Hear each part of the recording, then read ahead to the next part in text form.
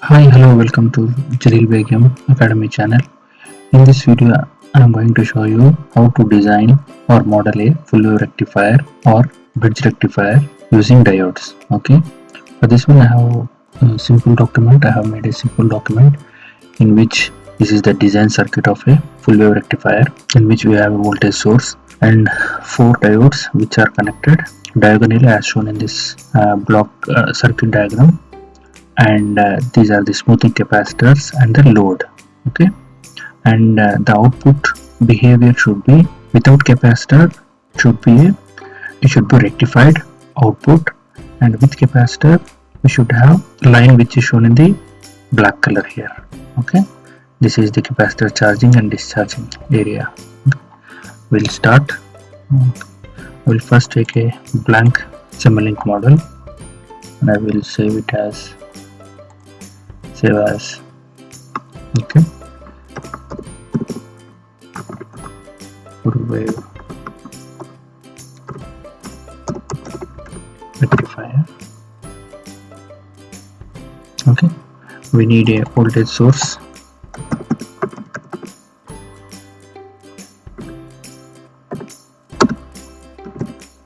AC voltage source. We need AC voltage source. AC voltage source. Okay, take like 230 volts. I will make this block name visible. Right click, format, slow block name on. This is AC. What? Next one, we need a linear transformer to step down. Linear transformer. Okay, this is like we don't need the secondary one. Okay, I will take out these three phase to single phase, apply. Okay, need the transformer. I will make this transformer block name visible by going to format, block name on. Yeah, then we need a power GUI, which is the power GUI block. We need it for power electronic systems. If you are using the blocks that are related to power electronics. Okay, this is the power GUI voltage, and next we need diode. Okay, we need a diode.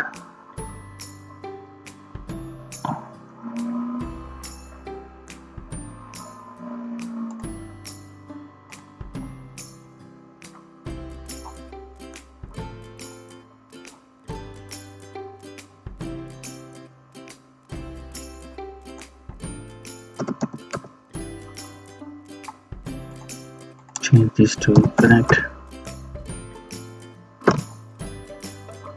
Okay, make this forward VFS 0 and do the arrow same as it is. Okay, VFS 0, and I will make this block name as also show block name on.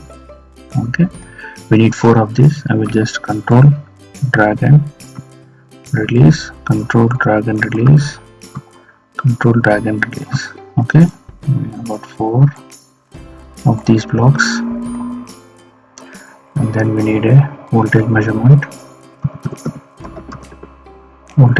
block to measure the voltage. We'll make this same, show block name on. We need one more here. I will make this, and also we need a scope block to read the outputs. We need to observe the outputs. Okay, make this arrangement on. So block name on. Okay, then we connect the signals now from AC source to transformer primary. Okay, and primary secondary should be connected to this diode 1 and 3. Okay, these are connected parallelly, and the secondary should go to the in between 1 and 3 connection. Okay, and the secondary side one more connection should go to the second side. Okay, then the anode of 2 diodes 1 and 2 should come here, and these two should be connected in this way. Okay, and voltage source inputs to measure the input voltage, positive to positive, negative to negative, and this should go to the scope 1. Millimeters input,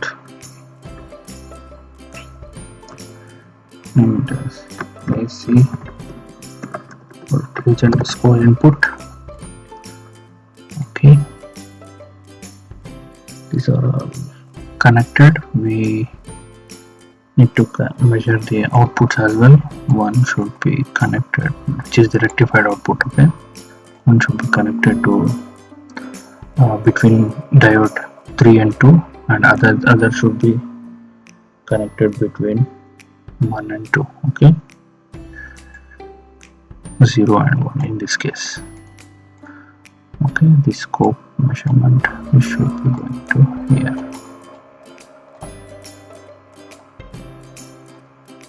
Okay, because these ports are there, we can make this port. Okay, remove the port by clicking, or leave it as it is. Show the port. We use a Terminator block to suppress the warnings. Okay, Terminator block. If you don't use this block, it will give warnings. Okay, format, show block on. I will just control, click, drag and release. Okay, control, select, control select, drag and release. Okay, and the last one, select, control, drag and release. Okay, we have to select the secondary voltage. Okay, it should be 220. We use only 0. Make this one as 0 as well, and step down we can choose 100 or 50 volts, whichever voltage you want. Okay, for example I'm changing it to 100. Okay, AC source will give input voltage as 230. Okay, we'll change it to 50 frequency. Alright, let's save it and check it now. Run the simulation. Okay, check the scope, open the scope. For the first time we have to view layout. We have to only just make the two layout like this. Okay, auto select. Okay, I'll just zoom it now.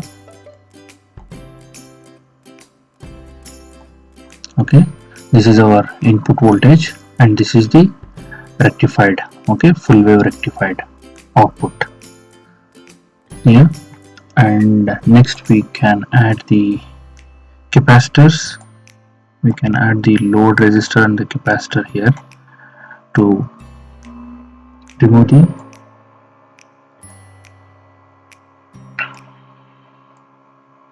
ripples from the outside. We'll connect here at the output, rectified output. For that we need a block called parallel parallel RLC branch. Okay, new 10 ohms. What I will do is I will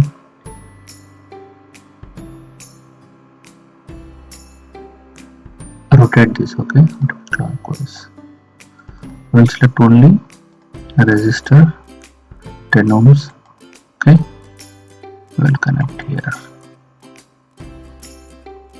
We need a load resistance and a capacitor. And what I will do is I will enable the click show block name on. We need to select the capacitor as well. Let's load resistor here, and we need a capacitor as well. I will copy one more of this resistor and change this parallel RLC branch to capacitor. And I will change this value to 1.2. Okay, this is our, we have added the capacitor and a load resistor.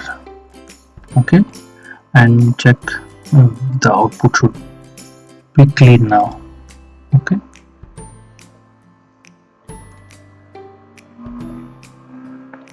running the model.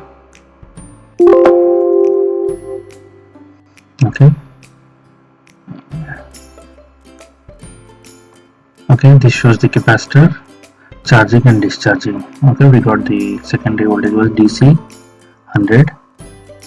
We got what we expected from the requirement. Okay, this is the one with the load at the capacitor. Okay, thank you very much guys. Thank you for your time for watching this video. If you like this video, please like, share and subscribe to Jalil Begum Academy channel. Bye for now.